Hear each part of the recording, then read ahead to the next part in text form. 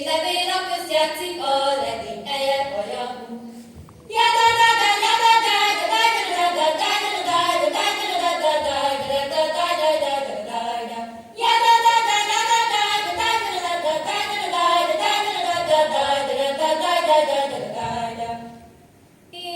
Édesanyám húzsafája, én voltam a legszebb ága, de egy legény leszakított karja.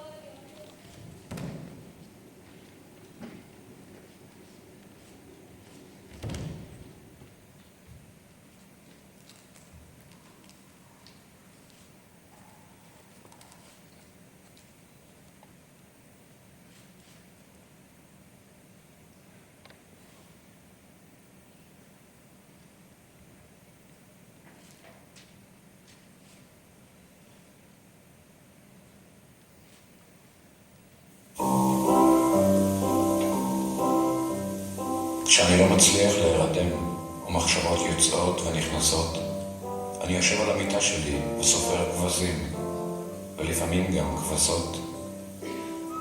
העדר עובר מעל ראשי ונעלם לי מאחורי הגב, וכל כבש שעובר דומה בדיוק לכבש שעבר פה לפניו. כבש ראשון וכבש שני, כבש שלישי ורביעי, כדורים של צמר, כולם דומים. עוברים כבש שמיני וכבש תשיעי. אך כשמגיע הכבש ה-16, אני יודע שהוא יעצור ויסתובב לי בחדר. ואני מבין שהכבש הזה יישאר, ואין לו עניין להמשיך עם העדר. אני לוחש לו, נו כבש תזוז, תן פעם לספור את כולם.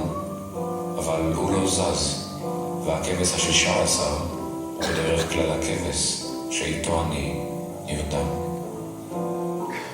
טוב, ליל מנוחה וחלום, כבר מאוחר ומחר נקום ונראה איך שמגיע היום בסוף כל לילה.